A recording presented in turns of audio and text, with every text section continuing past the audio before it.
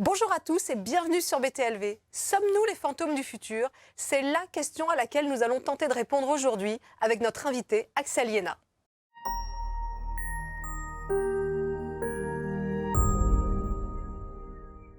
Bonjour Axel. Bonjour Sandrine. Ravi de vous accueillir sur BTLV. Je rappelle que vous êtes coach et hypnothérapeute. Vous avez écrit aussi différents livres dont on va parler lors de cette émission.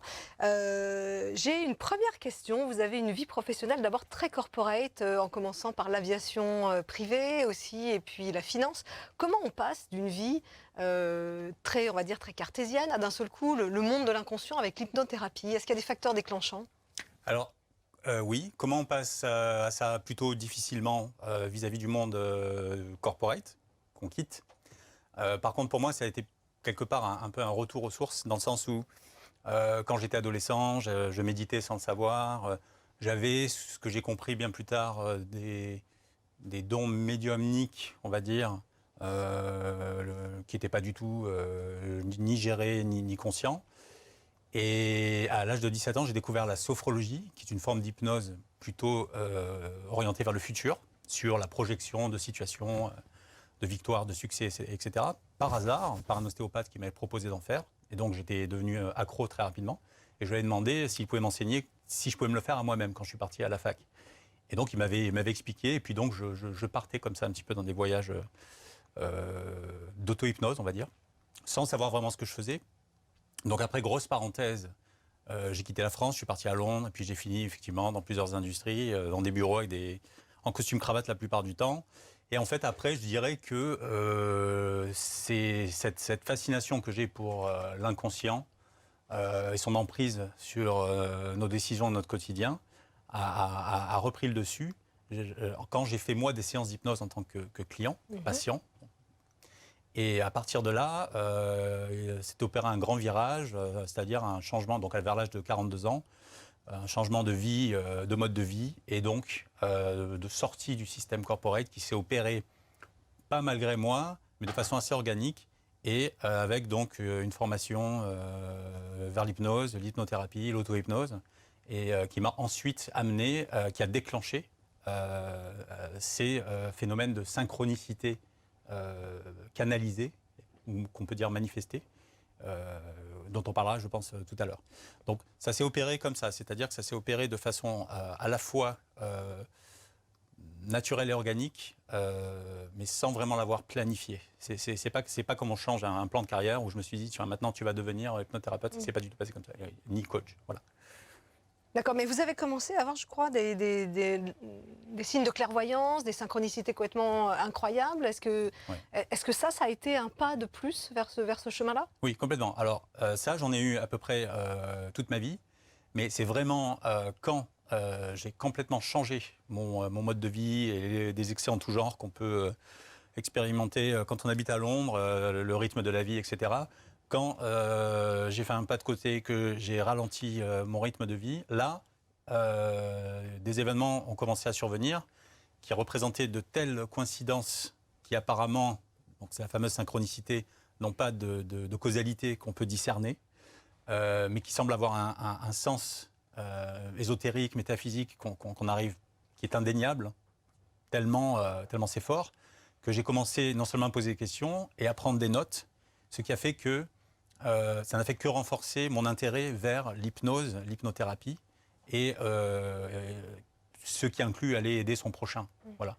Après, donc, sur le sujet des synchronicités, c'est plus difficile d'aider les autres avec ça, si l'on considère que ça peut être une discipline, parce que c'est quelque chose d'abord qui est intangible et qui est très difficile à reproduire et à contrôler.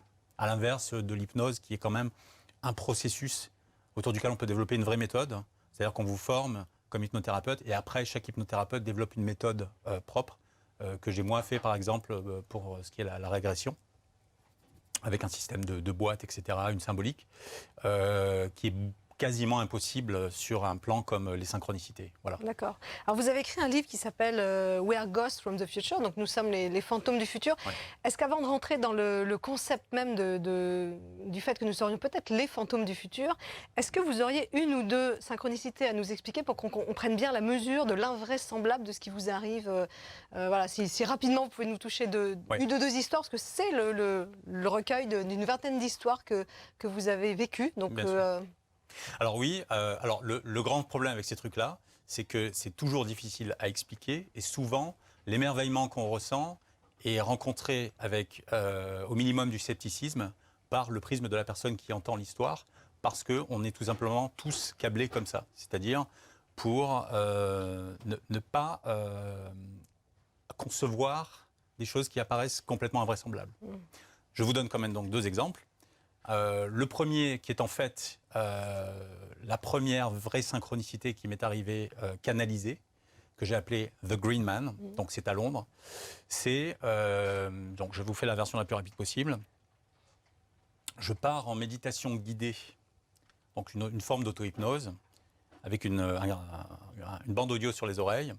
Et l'idée, c'est de poser sa question à son guide spirituel. Donc je pose ma question. Moi, j'étais justement en plein changement de mode de vie et en pleine transformation. Et je me demandais quand même si j'étais sur une voie qui était la bonne et si j'étais pas en train de me perdre. Donc la question, c'était quoi? Quand on quitte, voilà, donc quand on quitte le monde corporate, on lâche quand même, on sait ce qu'on lâche, et on ne sait pas trop ce qu'on va trouver. La question, c'est est-ce que je suis sur la bonne voie et qu'est-ce qui m'arrive? Qu'est-ce qui est en train de m'arriver? Donc, question assez simple. Et là, au lieu d'avoir une réponse qui soit axée sur cette question, j'entends d'une manière donc à la fois visuelle et plutôt pas trop auditive, mais plutôt de la clairsentience et la clairvoyance. On me dit, va dans telle rue à Londres, une rue qui s'appelle Bread Street, et là, cherche une boîte rouge brillante et attend un homme chauve avec une veste verte, d'un vert bien particulier bavarois, pas comme cette plante, mais plus vif, un peu sapin de Noël. Et quand tu vois cette personne donc chauve avec cette veste verte, tu le suis, tu vas lui parler. Alors déjà, la situation est improbable. C'est qu'on se dit l'information qu'on reçoit, on se dit... ça n'a aucun sens. Ça n'a aucun sens, ouais. Ça n'a aucun sens. Donc d'ailleurs, ce que j'ai fait... Alors, c'est tellement lucide comme message que quand même, j'en ai pris une note sur mon téléphone à l'époque. Et j'ai mis donc Green Man. Pour moi, cette personne avec la veste verte, j'ai mis symbolisé de Green Man. J'ai mis Green Man. Et puis j'ai écrit ces éléments-là que je viens de vous dire. Et j'ai rien fait. Parce qu'on ne me donne pas de date. Donc c'est complètement intemporel. C'est donc Bread Street, c'est à l'opposé de là où j'habite. Et c'est un peu loin de là où je travaille. Moi, je travaille dans le centre à l'époque. Donc j'y vais pas. Par contre, 6 semaines après, j'ai un rendez-vous juste à côté. Et comme ce truc-là, quand même, revenait me trotter dans la tête régulièrement, de par la clarté du message, je me dis, tiens, je vais aller me faire un tour dans Bread Street. Ça faisait, je sais pas, 3 ans que j'y étais pas allé. Je vais me prendre un café quelque part. J'aime beaucoup le coin. Et puis, j'ai un rendez-vous à côté, pourquoi pas. Et ensuite, je rentrerai à la maison. Donc, je fais mon rendez-vous et je me rends sur Bread Street. Et donc là, je me dis, bon, bah, maintenant, tu vas chercher une boîte rouge métallique et pas que je tombe dessus. C'est-à-dire que Bread Street, c'est pas une très grande rue. C'est une rue qui doit faire 150 mètres de long. Et c'est en fait une machine à café dans un café, en vitrine, une énorme machine à café rouge, qui est en fait exactement ce que j'ai vu. Alors donc, je me prends au jeu, je souris intérieurement, puisqu'en fait, on est dans un espèce de jeu qu'on joue vis-à-vis de soi-même, avec soi-même. Et je me dis, bon, maintenant, je me pose la question suivante, combien de temps tu vas rester planté là, devant cette machine à café, en attendant et le mec passe? C'est-à-dire le mec avec la veste verte, chauve. Le fameux chauve, d'accord. Alors, il n'a pas le pantalon vert, il a une veste verte qui est très improbable dans ce quartier, parce que dans la City, on est à peu près tous en costume, sombre, peut-être clair de temps en temps, mais c'est plutôt des costumes.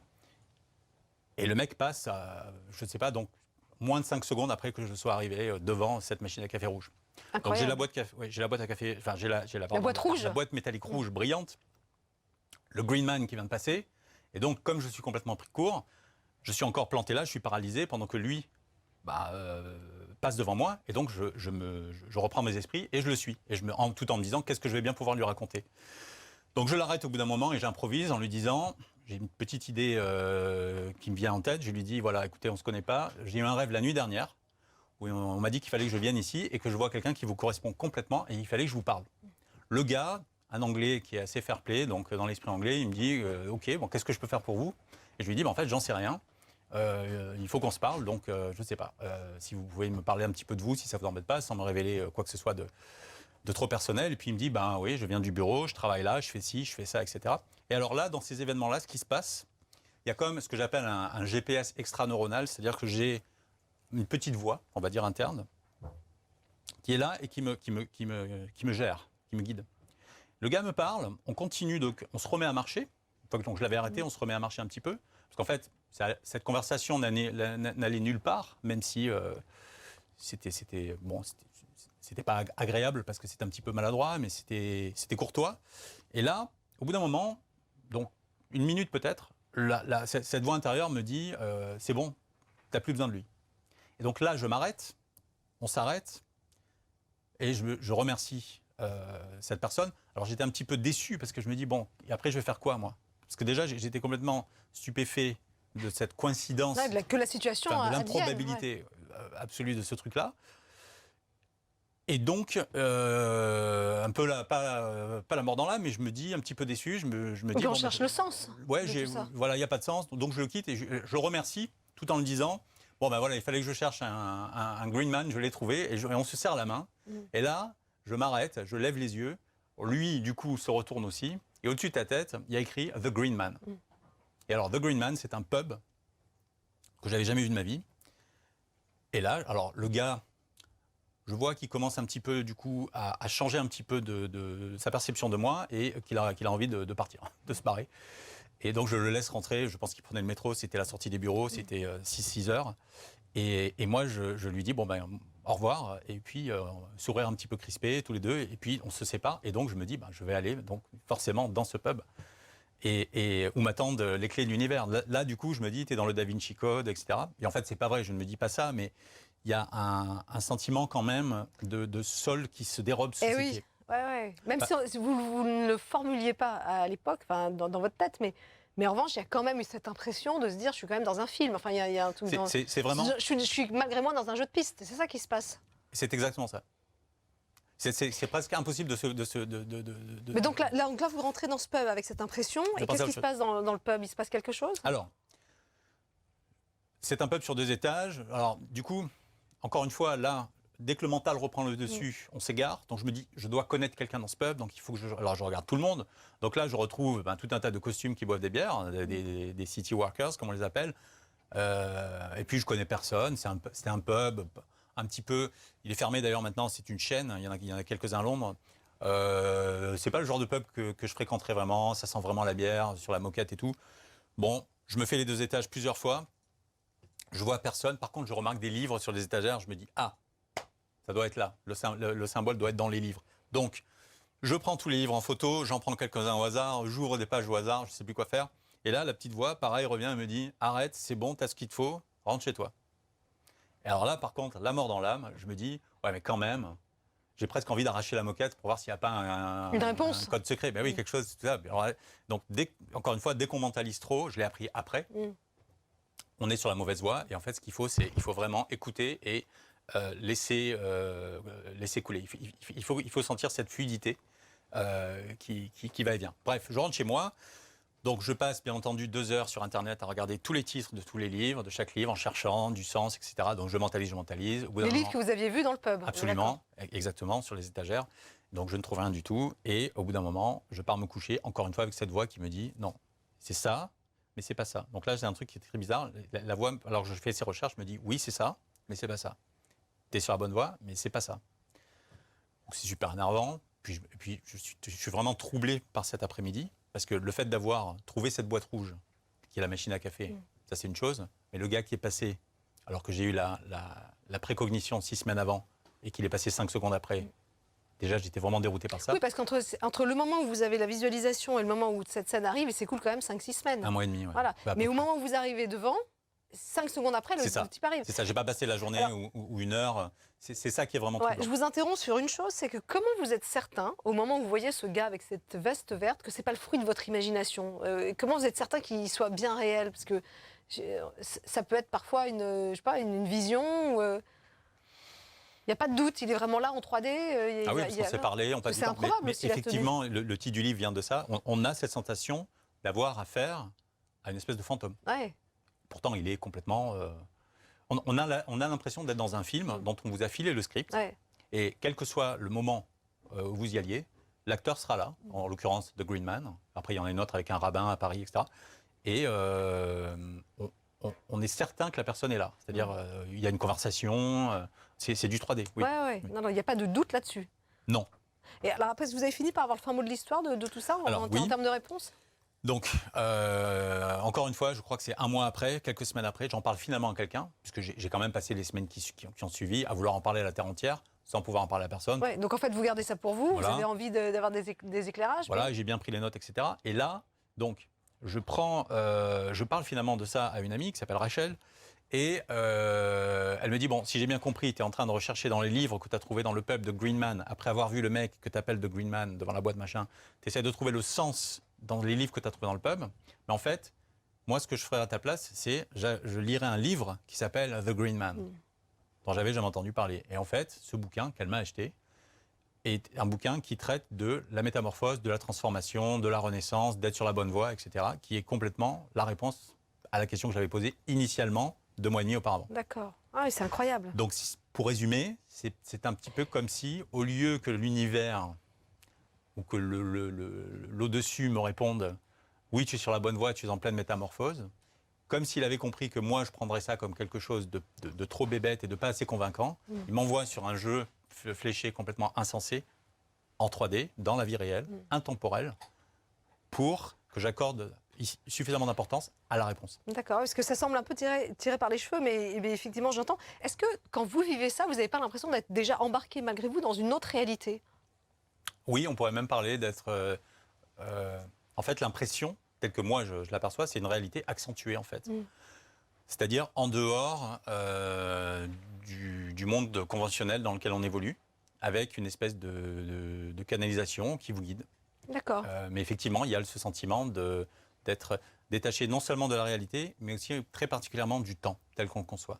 Puisqu'on a quand même l'impression de percevoir ce qui se passe dans le futur tel que nous le concevons. Ouais. Et ça, c'est déroutant, j'imagine. Complètement. Et alors, le titre de votre livre, On est des fantômes du futur, pourquoi ce titre? Alors, parce que j'ai eu un autre événement similaire à Paris avec un rabbin qui arrive au moment où, pareil, on me dit, tiens, maintenant il va arriver dans un quartier où il y a une communauté juive inexistante, en pleine canicule l'année dernière au mois d'août, c'est un truc complètement improbable. Avec encore une fois, c'est un exemple qui prend un peu de temps, on en reparlera peut-être tout à l'heure, mais donc le ressenti de ça, j'ai à peu près 4 ou 5 exemples comme ça, très forts, où on a vraiment l'impression d'avoir affaire à une apparition. Parce que c'est complètement intemporel. Et encore une fois, c'est quelqu'un qui apparaît quelques secondes après l'instant où il est supposé apparaître. Et donc, à la fois, c'est inexplicable, ça fait un petit peu peur, d'ailleurs. Et il y a ce sentiment de... On peut dire qu'il y a un sentiment, on a l'impression d'être dans de la magie. Mais on a aussi... Moi j'ai vraiment cette impression d'un champ d'information auquel on accède, qui donc nous donne des informations, entre autres, du futur, qui nous permettent de valider des choses dans la vie réelle, à n'importe quelle date choisie, qui donne cette impression de personnes qui apparaissent vraiment comme sur un claquement de doigts, comme si on avait affaire à une entité éthérique, un fantôme. Donc moi j'en suis arrivé à cette conclusion qui en fait, quand je dis nous sommes des fantômes du futur, pourquoi? Parce que si ces personnes-là sont bien réelles, qu'elles ne sont pas des fantômes, mais qu'elles apparaissent au moment où moi j'en ai besoin, d'après le script qui m'a été soufflé à l'oreille, si on peut dire, de façon en canalisation précognitive, sous auto-hypnose, ça veut dire qu'on est forcément aussi le fantôme de quelqu'un d'autre. Voilà. Si tant est que, on est en fait peut-être l'acteur des synchronicités d'autres personnes. D'accord. On reviendra sur ce point-là et sur éventuellement un lien possible entre le passé, le présent, le futur. On reviendra à ça tout à l'heure et qui rejoint le principe du fantôme du futur.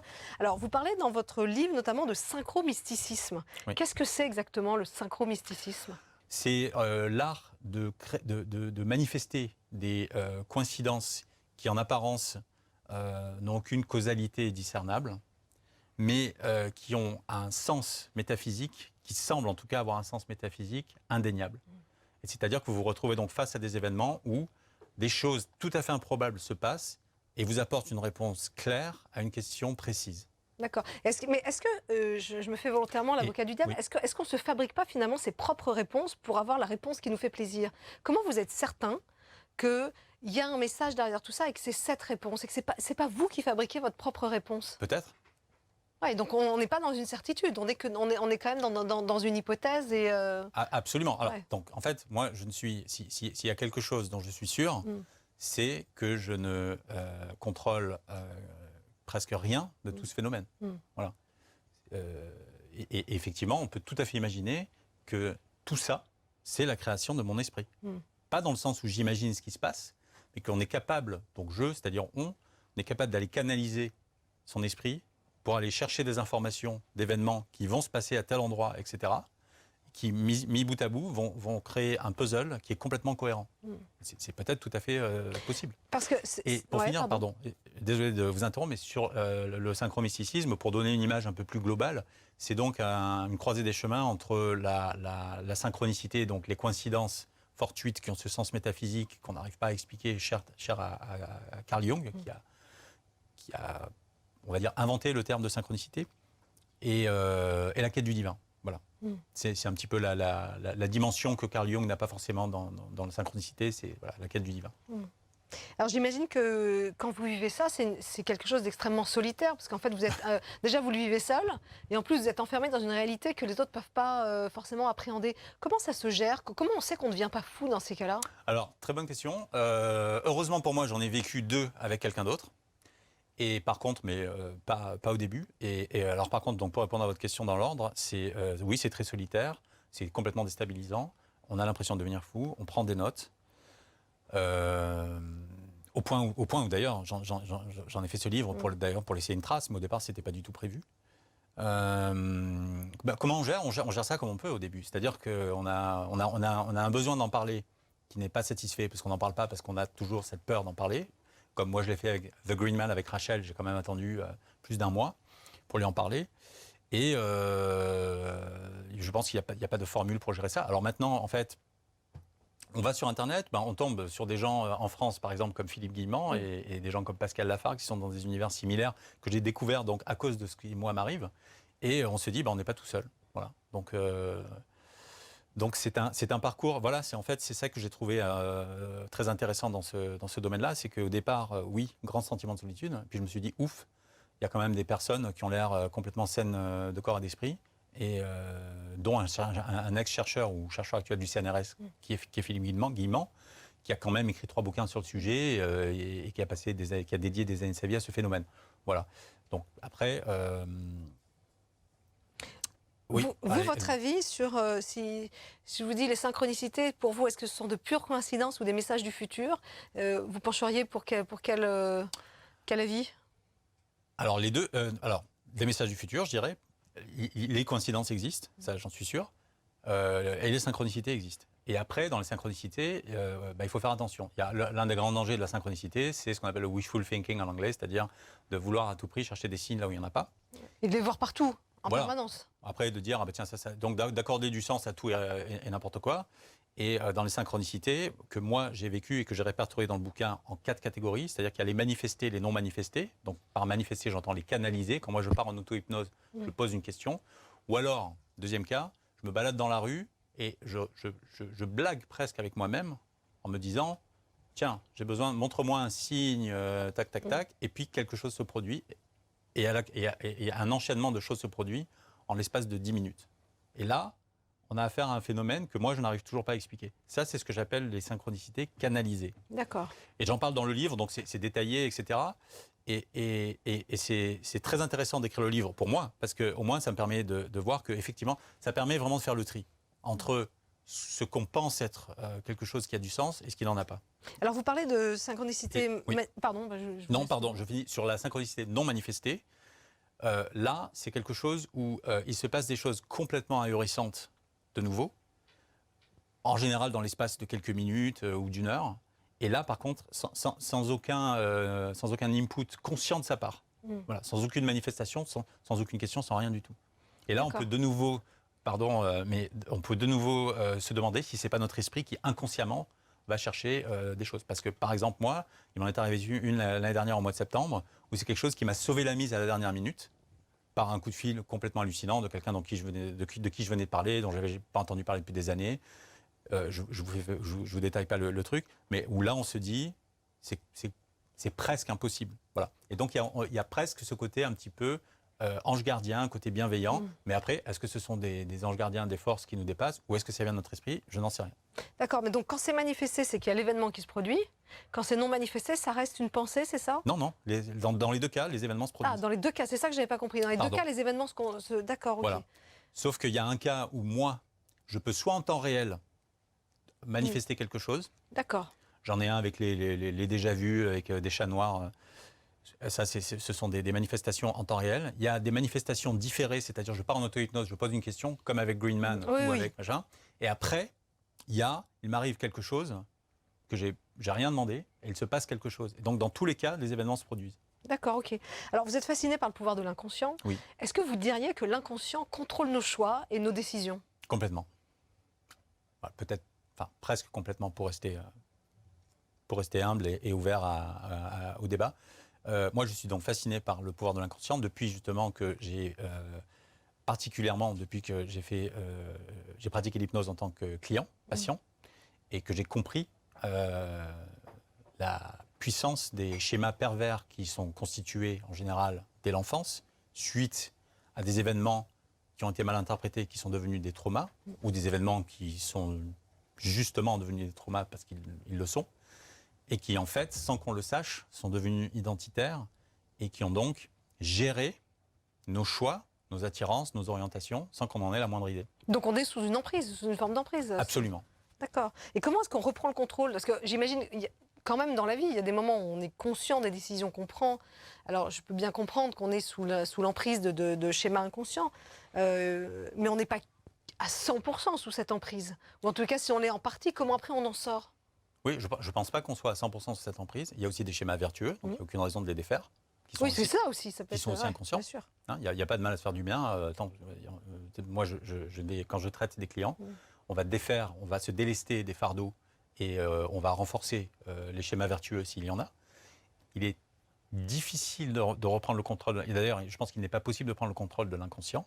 Mais par contre, ce qu'on peut faire, c'est prendre conscience de notre système de décision qui, lui, est basé principalement sur de l'inconscient, pour arriver à se recadrer et à recalibrer le moi profond, qui est ce qu'on fait quand on va en régression, et donc se reprogrammer, qui là est un travail ensuite, qui est une forme d'entraînement, se reprogrammer à agir différemment par changer notre mode de pensée. D'accord. Petit à petit, en devenant le plus conscient possible. D'accord. Et ça, c'est la finalité du métier d'hypnothérapeute que vous pratiquez? En ce qui me concerne, je dirais c'est une des finalités, oui. C'est un des objectifs principaux. D'accord. Il y en a un, c'est de soulager sur le plan émotionnel, et l'autre, c'est de permettre le redéploiement à la fois émotionnel, mais aussi de la pensée. Et du potentiel. Et donc des actions. Et du potentiel, ce qui oriente vers le coaching, etc. D'accord, ok, je comprends. Donc j'imagine que pour être hypnothérapeute, vous avez fait votre propre travail, vous, d'hypnothérapie sur vous-même. Est-ce que ça a été un basculement? Est-ce que ça a été libérateur? Comment vous avez vécu cette période? Alors, on a fait un travail d'hypnothérapie sur moi. Ensuite, moi, j'ai fait de l'auto-hypnose. Et puis, j'ai fait un travail plus global de thérapie, pas très profond, mais et qui a été donc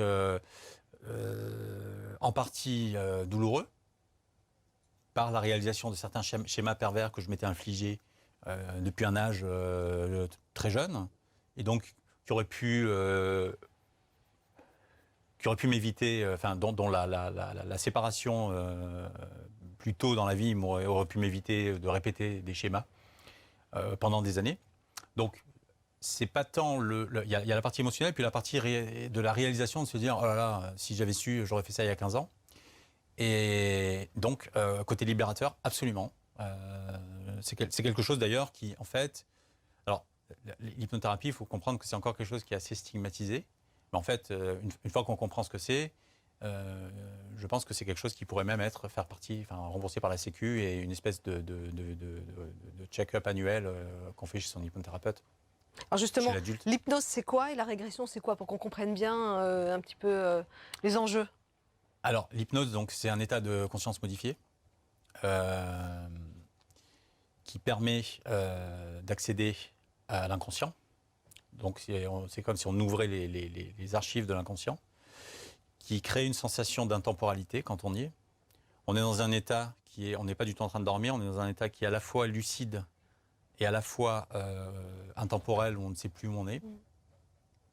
Et la régression, elle, ce qu'elle permet, donc quand on est dans ce premier état d'hypnose, on peut partir, se projeter dans le futur, pour par exemple arrêter de fumer, ou on peut partir dans le passé, comme par exemple avec la régression, qui permet ensuite de remonter jusqu'aux événements qui se sont passés en général durant l'enfance et qui ont donné lieu à ces schémas pervers à la vie d'adulte. Et lorsque vous êtes dans cet état-là, c'est-à-dire l'état d'hypnose, c'est-à-dire que votre inconscient vous a autorisé à y entrer, on peut parler aussi d'ego, mais je ne vais pas compliquer le sujet, et donc vous arrivez progressivement aux sujets qui font mal.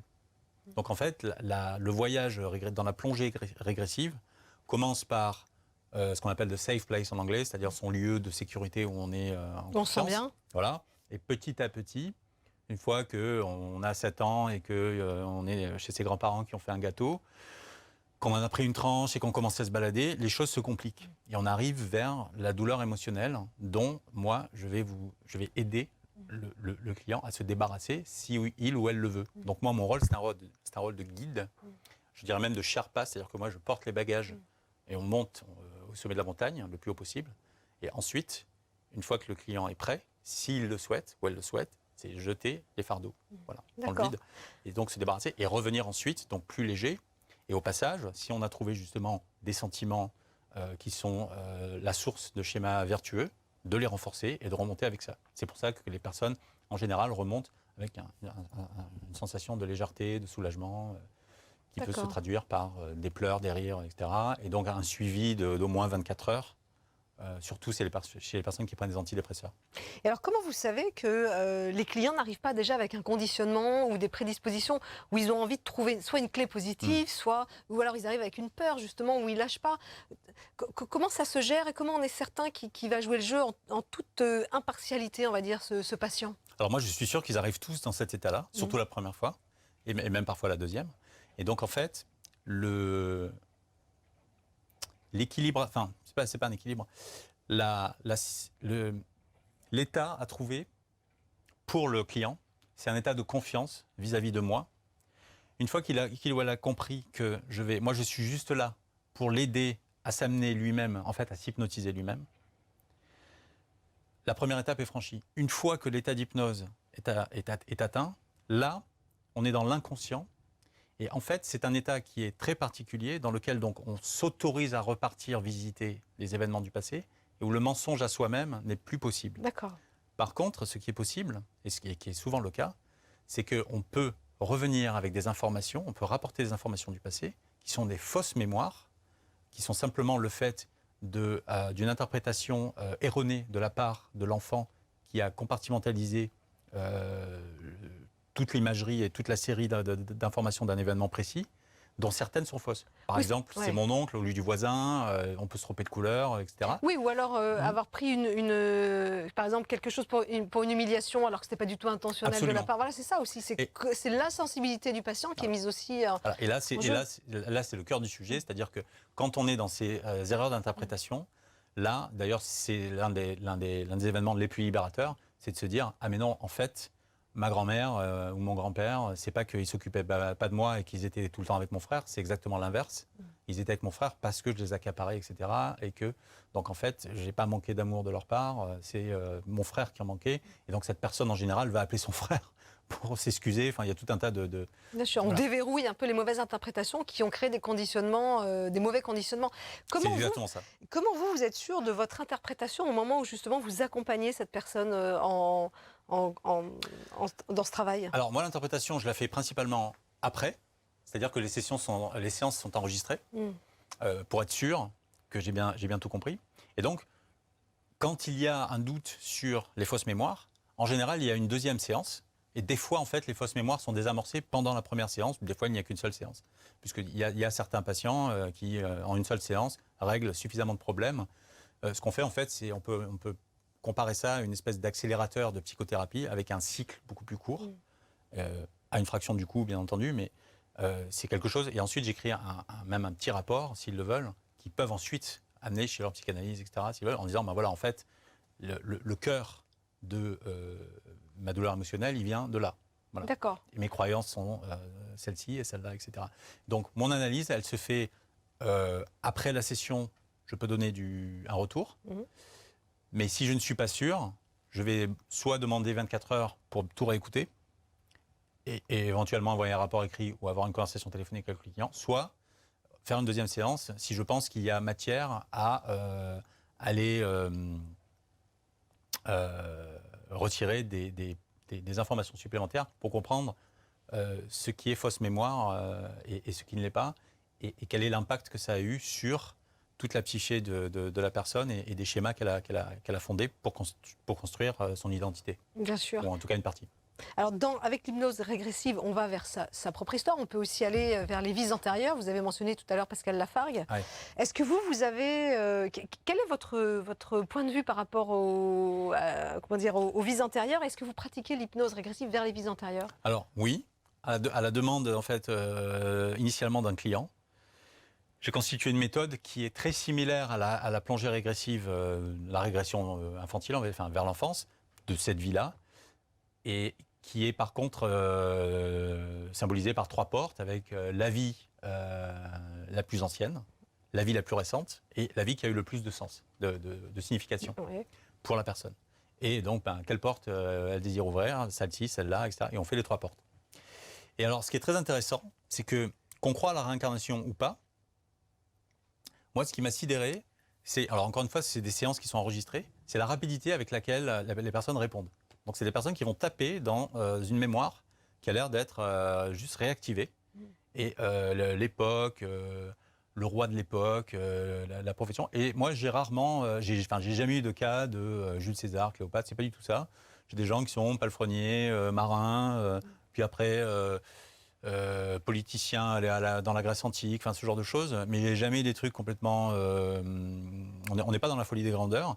Et donc moi, j'ai toute une série de questions qui permet ensuite d'aller vers le travail personnel. Qu'est-ce que sa vie t'a enseigné, sur quoi il faut que tu travailles, etc., etc. Donc à chaque fois, ce sont les mêmes questions pour chaque porte, chaque vie. Et donc ce qui est assez intéressant, c'est de voir à quel point, quand la personne revient, il y a ce sentiment vraiment d'avoir vécu ses vies. Voilà. Et encore une fois, de soulagement, de légèreté. Donc le résultat est semblable, alors que on ne peut toujours pas prouver que cette vie a été vécue par cette personne. Bien sûr. Alors, les plus sceptiques disent qu'effectivement, posent la question en tous les cas. Est-ce qu'on ne risque pas finalement davantage se perdre que de trouver des réponses? Est-ce que parfois, ça ne peut pas créer plus de confusion que ça n'apporte de clarté? Je dirais, si c'est bien fait, je ne pense pas. Je ne vois pas comment. C'est-à-dire que moi, en fait, j'ai une méthode qui est hyper structurée. Et d'ailleurs, je parlais tout à l'heure des antidépresseurs. En fonction du dosage des antidépresseurs, il y a des clients que je ne prends pas.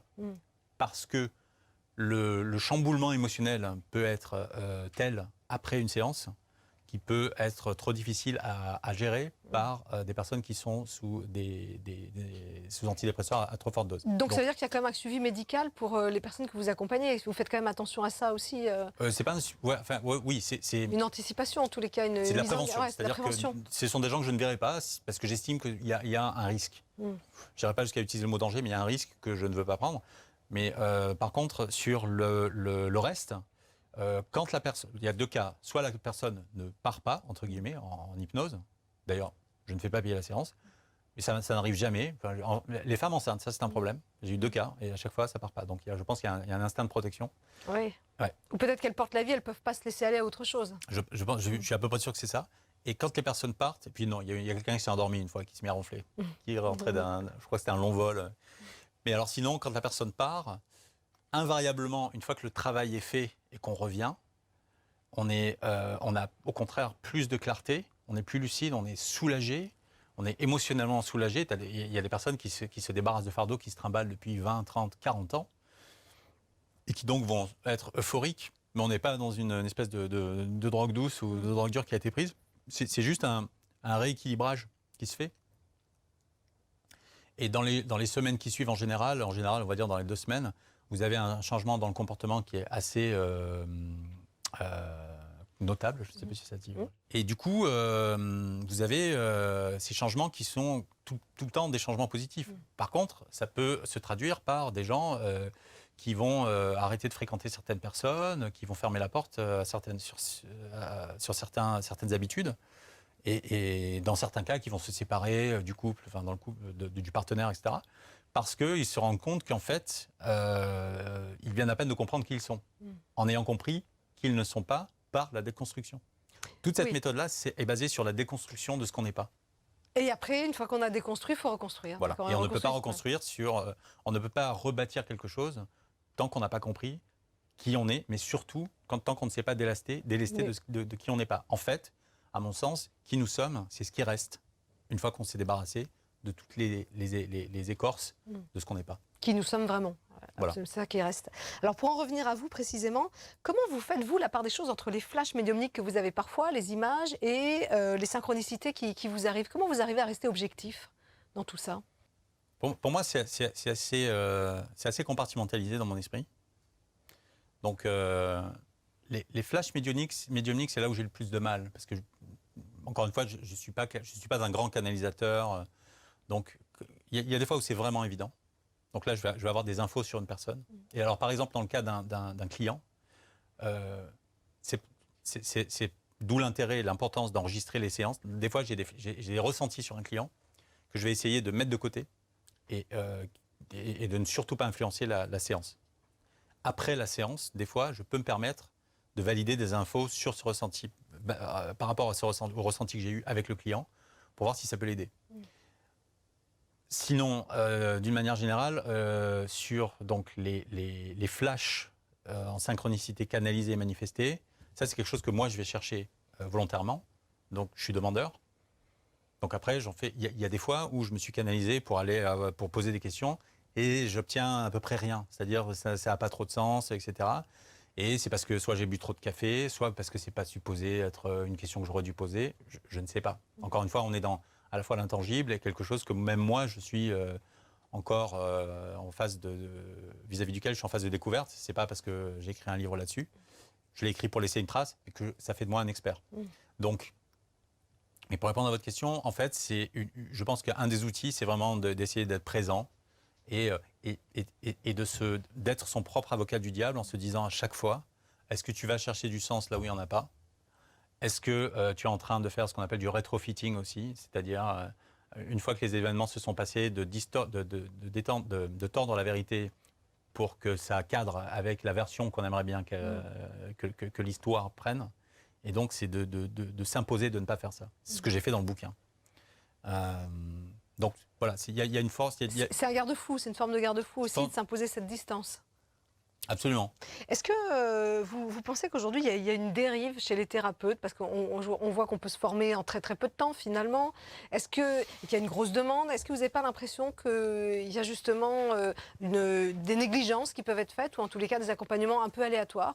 Alors l'impression, oui. Je ne sais pas si c'est vraiment le cas. Je pense que c'est un petit peu comme toutes les industries. Forcément, il doit y avoir une mouvance du magnétiseur en passant par l'hypnothérapeute à l'ostéopathe, de personnes qui sont soit pas assez formées, soit qui surfent sur la tendance et qui peut-être sont plus intéressées par le chiffre d'affaires et le volume que la qualité. Moi, par exemple, je n'ai jamais plus de 2 clients par jour. Et c'est pour une bonne raison, c'est que des fois, ça peut durer 3 heures. Voilà. Alors puis vous aussi, énergétiquement, il faut quand même après s'en remettre, ouais. Parce que c'est pas rien pour soi aussi. En ce qui me concerne, voilà, oui, je suis vraiment très impliqué dans ça. Donc effectivement, 2 séances par jour, ça me vide suffisamment. Même si ça recharge de voir quelqu'un qui est soulagé et qui repart en se sentant mieux, on a quand même beaucoup donné. Voilà. À Londres, par exemple, et à Paris aussi, on a effectivement pas mal d'hypnothérapeutes qui font un peu de travail à la chaîne. Et il y en a qui obtiennent de bons résultats, mais oui, personnellement, c'est pas une philosophie à laquelle j'adhère. Maintenant, est-ce qu'il y a une dérive? Pour répondre à votre question, j'ai l'impression qu'il y en a peut-être toujours eu, mais c'est vrai qu'avec l'explosion de ces disciplines, je pense que même statistiquement, ça doit être forcément le cas, et que c'est bien dommage parce que c'est des disciplines qui souvent sont déjà assez stigmatisées. Absolument. Alors, est-ce que, d'après vous, il y a un lien entre la régression, le coaching et les synchronicités? Quel serait Alors le oui, fil? Ouais. il y en a même plusieurs. Il y a un lien, je dirais, de temporalité, de conscience et même de causalité. C'est-à-dire, ce que j'entends par là, c'est que donc la régression est liée au passé pour aller défaire, enfin se délester des fardeaux et se reprogrammer. Le coaching, lui, c'est basé est lié au présent et c'est plus l'expression de son potentiel une fois qu'on s'est donc séparé de toutes les choses qui ne nous représentent pas et qu'on se dit, bon, ben maintenant il reste ça, qu'est-ce que je vais en faire? C'est pour ça que moi, dans le coaching, je commence toujours par une session de régression pour que la personne apprenne vraiment à essayer de savoir qui elle est vraiment. Et quant aux synchronicités, c'est bien entendu lié au futur, tel qu'on le conçoit, et là, qui va taper dans apporter des réponses à des questions précises.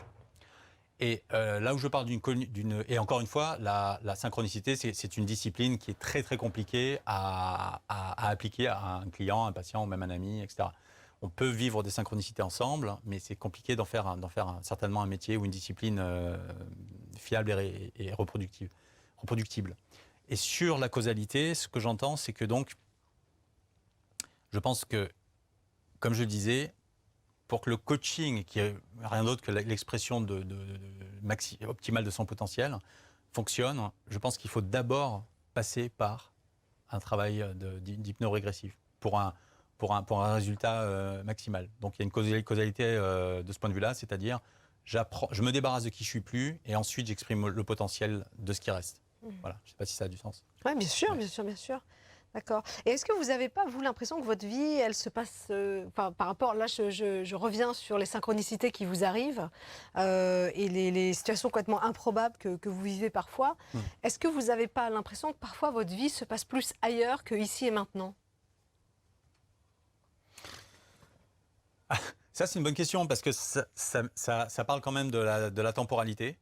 Et en fait, disons pour résumer, je dirais que c'est une vie qui est vécue consciemment dans l'intemporalité qui nous entoure versus présent, passé, futur. C'est-à-dire que quand il vous arrive ce genre d'histoire à répétition comme ça, c'est difficile. Je ne vois pas comment on ne remet pas en question la notion du temps lui-même. Le futur qui existerait déjà, puisqu'on a l'impression de taper dans un champ d'informations qui comporte des informations du futur. Le passé qui existerait encore, et du coup, ça fait quoi du présent? On a l'impression qu'effectivement, le temps tel qu'il nous est inculqué, c'est plus que ça, ou ce n'est pas ça. Il n'existerait peut-être pas d'ailleurs. Voilà, donc moi, l'impression que j'ai, oui, c'est... Je passe beaucoup de temps à essayer d'être présent, même si je passe aussi beaucoup de temps à trop cogiter, à projeter, etc. Donc j'essaye de me rattraper. Et puis mais cela dit, je vois surtout ces synchronicités-là comme un enrichissement personnel et quelque chose que j'ai envie de partager, ne serait-ce que pour montrer aux personnes qui vivent des choses similaires que y a ça, c'est-à-dire qu'elles ne sont pas seules. Et on ne sait jamais, peut-être que ça puisse aussi aider des scientifiques qui s'intéressent à l'élasticité de l'espace-temps, par exemple. Parce que moi, je pense personnellement que, je ne sais pas dans combien de temps, mais on arrivera à expliquer peut-être en totalité ces phénomènes par la science. Vous, votre rapport à l'invisible, vous le qualifieriez de quoi? Magique. C'est difficile de le qualifier d'autre chose. Et encore une fois, si la science demain explique tout, ce sera plus magique. On dira ah bah oui, en fait c'est juste voilà, on pouvait canaliser ça. Et moi j'y arrive pour le moment, alors que la plupart des gens sont pas sensibilisés à ce truc-là. Mais mon rapport à l'invisible, je dirais, je suis passé par la peur et donc maintenant je suis passé à autre chose. Mais au début, ça n'a pas été facile. Voilà. Je dirais d'ailleurs, on passe par des états de connexion et de conscience. Il y en a 4, c'est-à-dire on peut être connecté à ce genre de choses et conscient de l'être, connecté et pas conscient de l'être, pas connecté et être conscient de l'être, ce qui m'est arrivé. Conscient de ne pas être connecté. Et après, inconscient et pas connecté. Enfin, pas connecté et inconscient de ne pas l'être, puisqu'on ne sait même pas que ça existe. Vous voyez. D'accord. Et c'est intéressant parce que vous pouvez être, par exemple, connecté et conscient de l'être, et ensuite, donc, si vous vous retrouvez déconnecté, vous êtes conscient que vous n'êtes plus connecté. Ce sont des nuances sur lesquelles on s'attarde quand justement on a été connecté. Moi, j'ai des phases où j'ai l'impression d'être complètement déconnecté. Ça peut durer des mois. Voilà. Puisqu'encore une fois, je ne suis pas je ne suis pas un expert de la canalisation. D'accord. Il est encore moins bon à l'interprétation d'ailleurs. Vous avez écrit un autre livre qui s'appelle Mind Your Mind, Ah oui. qui rejoint donc ce qui vous fascine dans l'inconscient. Quand vous écrivez ces livres, en fait, c'est dans quel but de transmettre quoi? C'est juste de poser une parole? Pourquoi vous voulez absolument, enfin pourquoi vous laissez ces écrits? Alors ça, c'est vraiment laisser une trace. Ouais. Mind Your Mind, c'était à force d'expliquer l'emprise de l'inconscient sur notre destinée. J'avais créé un 80 slides sur PowerPoint avec des illustrations, des marches pour expliquer toute l'évolution du traumatisme vers l'identification. Et au bout d'une dizaine de personnes qui m'ont encouragé à écrire un bouquin, en me disant ça c'est un livre, je me suis dit mais en fait je vais faire un livre pour moi. Et en fait, j'en ai fait un livre qui a été publié pour tout le monde. Voilà, tout ça, c'est pas, je me considère pas comme un écrivain, loin de là. Par contre, auteur par définition, parce que j'écris des livres, mais c'est pas du tout c'était pas du tout quelque chose de planifié. Encore une fois, Mind Your Mind, c'est vraiment, c'est un bouquin qui propose de comprendre les mécanismes de l'inconscient pour reprendre le contrôle par des techniques de penser, d'être présent. Des techniques de maîtriser ses anxiétés, ses peurs, etc., par justement arriver à bloquer la pensée, qui est à l'origine de toute émotion, entre autres choses. Donc c'est un livre qui a pour but d'aider d'aider au bien-être en prenant conscience de l'importance de l'inconscient. Alors vous êtes à Londres et vous êtes aussi pas mal à Paris. Oui. Est-ce que vous voyez des différences selon les cultures, les nationalités, justement, par rapport à ces techniques-là, ou par rapport à des conditionnements qu'on peut avoir? Vous voyez une différence entre les gens? On peut même rajouter les Américains aussi, parce qu'il y en a pas mal à Londres que je vois. Alors, je dirais que les Américains sont les plus ouverts. Les Français le moins ouverts et les Anglais au milieu en termes d'ouverture au sujet. Par contre, en deuxième séance, les Français ensuite, une fois que ça a marché une fois, sont vraiment plus appliqués. En coaching en particulier, l'état de conscience du coaching, c'est de la conscience appliquée. C'est-à-dire qu'on est conscient et on va vers développer son potentiel. L'hypnose, c'est de la conscience modifiée. Et en fait, les anglo-saxons sont plus réceptifs, ont moins de mal à lâcher prise pour aller vers un état de conscience modifié. Et les Français adorent la conscience appliquée. Mais une fois qu'ils ont passé le cap de la conscience modifiée, après ils sont très à l'aise. Et ils sont donc à la fois plus appliqués pour refaire des séances d'hypnose, qui est de la conscience modifiée, et à la fois pour pratiquer la conscience appliquée, qu'on fait avec le coaching, etc., pour savoir vraiment ce qu'ils veulent faire. Mais ce qui est intéressant, c'est qu'une fois qu'on a fait de la régression, il y a des personnes qui au départ voulaient juste du coaching et qui se rendent compte qu'après, le domaine pour lequel ils voulaient du coaching ne les intéresse plus trop, parce qu'ils veulent faire autre chose, puisqu'ils ont compris ce qu'ils n'étaient pas, et donc ils vont s'orienter plus naturellement vers des choses qui leur correspondent plus. Il faut bien comprendre que la guérison qui s'opère dans des séances d'hypnose qui sont vraiment puissantes, c'est des choses qui s'opèrent malgré vous. Puisque de la même manière que ces schémas pervers vous contrôlent malgré vous, comme une marionnette, la guérison s'opère également malgré vous. Et c'est ça qui est génial, c'est que vous n'avez pas de boulot à faire. Très peu. D'accord. Il y a des exercices à faire que je peux vous recommander, mais la plupart du boulot, c'est-à-dire de se repositionner vers quelque chose qui vous correspond plus, ça va se faire inconsciemment. Alors tout ça, c'est un... Du coup, je suis désolé, mais pour rebondir sur la question d'avant, sur comment reprendre le contrôle de l'inconscient, je dirais que ce n'est pas la peine. C'est juste qu'il faut déplacer le viseur, c'est-à-dire le recalibrer. D'accord. Il faut faire un pas de côté. Il faut faire un pas de côté et rediriger l'inconscient. D'accord. Voilà.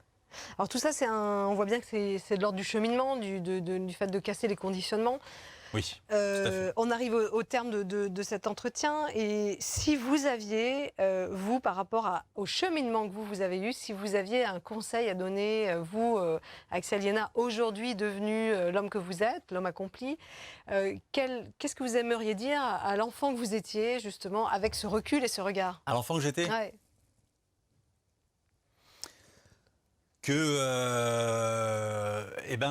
que des fois, même si on est seul, on a l'impression d'être seul contre tous. Ça ne veut pas dire qu'on a tort. Que des fois l'enfer c'est les autres. Et que pourtant il faut pas abandonner la foi envers son prochain. Et de ne pas avoir peur de l'invisible. Merci beaucoup, Axel, pour cet échange. Merci à vous de m'avoir reçu. Merci à vous de nous avoir suivis. Je vous dis à très bientôt pour un nouveau numéro de En Aparté sur BTLV.